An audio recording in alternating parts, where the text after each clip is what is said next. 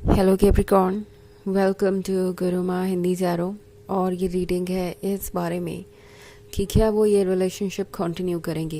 ये रीडिंग आपके लिए है। अगर आपको लगता है कि आपका रिलेशनशिप किसी डेंजर में है और अब आपको समझ नहीं आ रहा कि आगे क्या होने वाला है, आपको ऐसा लग रहा है कि इस पॉइंट पे आप इस रिलेशनशिप को लूज़ भी कर सकते हैं और आपका पर्सन बिल्कुल अनप्रेडिक्टेबल हो गया है, आपको समझ नहीं आ रहा कि अब आगे होने क्या वाला है, तो उस केस में ये रीडिंग डेफिनेटली आपको कुछ मैसेजेस दे सकती है।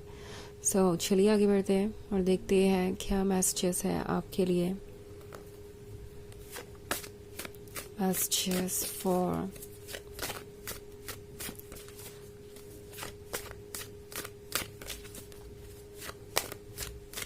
कैप्रिकॉर्न।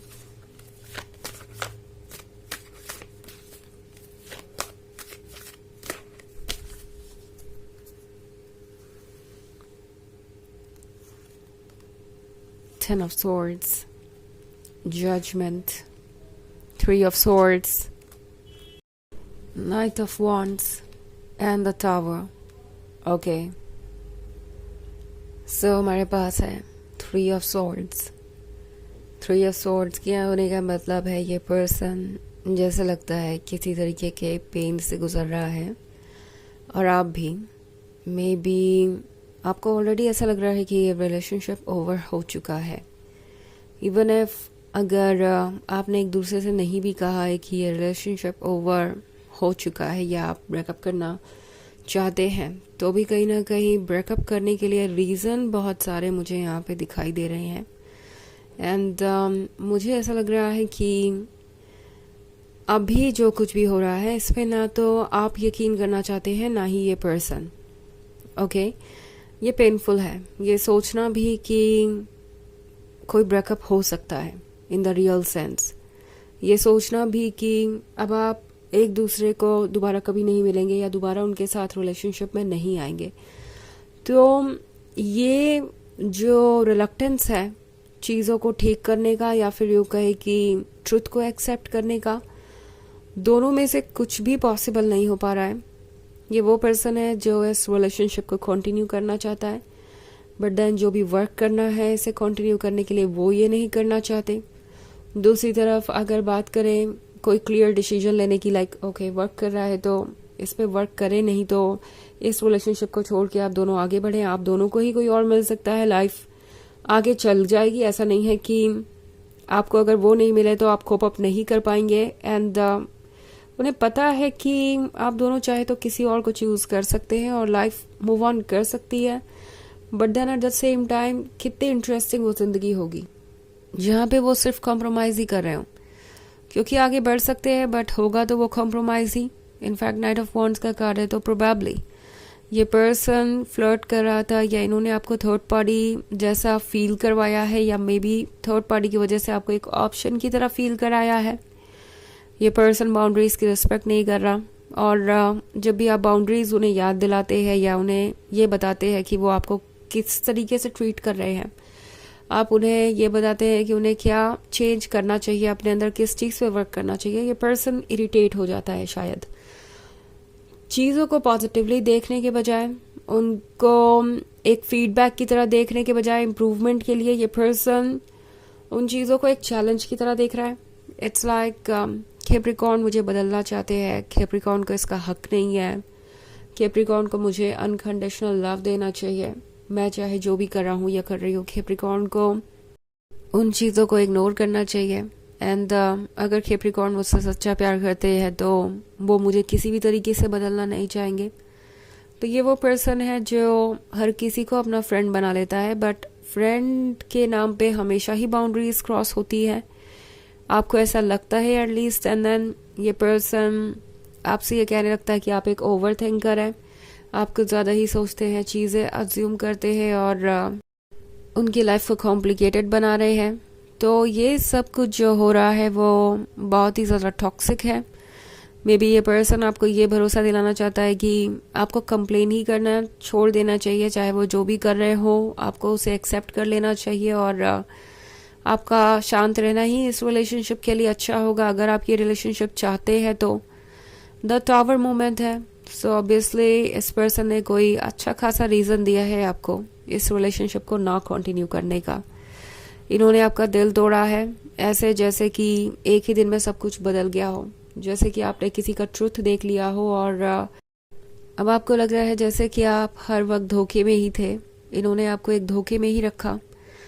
जजमेंट के कार्ड के साथ ये पर्सन आपको जज कर रहा है, बाउंड्रीज ड्रॉ करने के लिए, अपने लिए खुशियाँ ढूंढने के लिए, इस रिलेशनशिप को परफेक्ट बनाने की कोशिश करने के लिए। 10 ऑफ सोर्ड्स के साथ आप भी पेन में है, ये पर्सन भी काफ़ी ज़्यादा इरिटेटेड नज़र आ रहा है।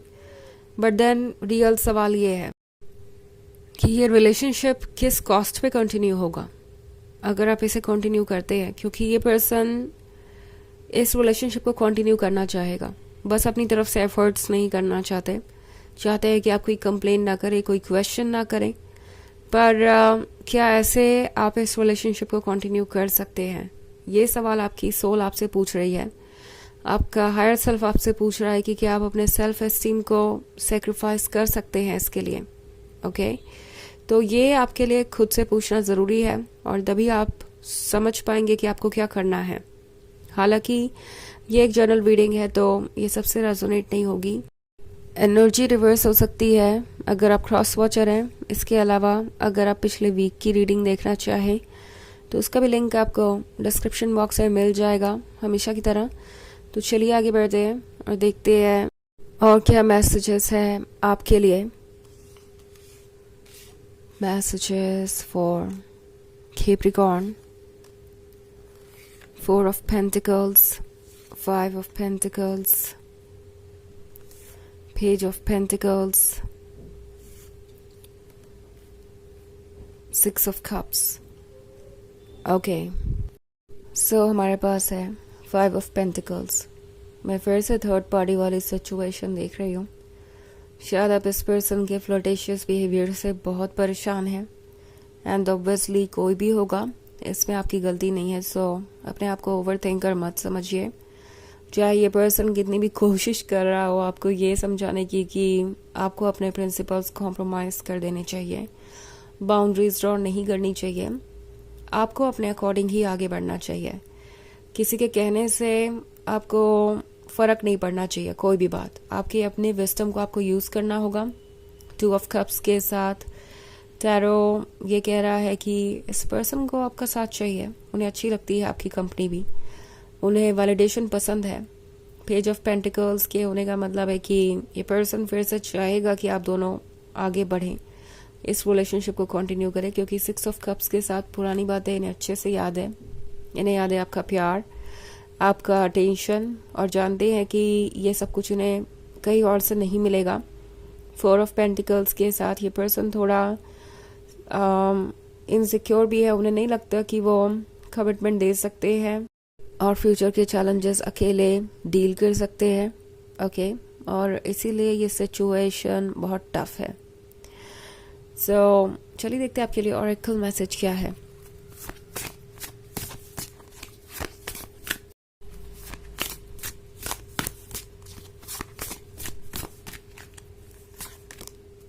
सैक्रिफाइस।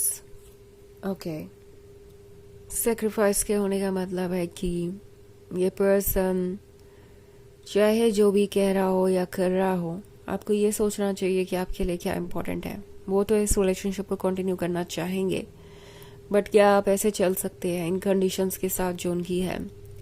अगर नहीं तो किसी ऐसी चीज़ को सैक्रिफाइस करने से मत डरिए जिसके जगह आपको कुछ और इंटरेस्टिंग या बेहतर मिल सकता है।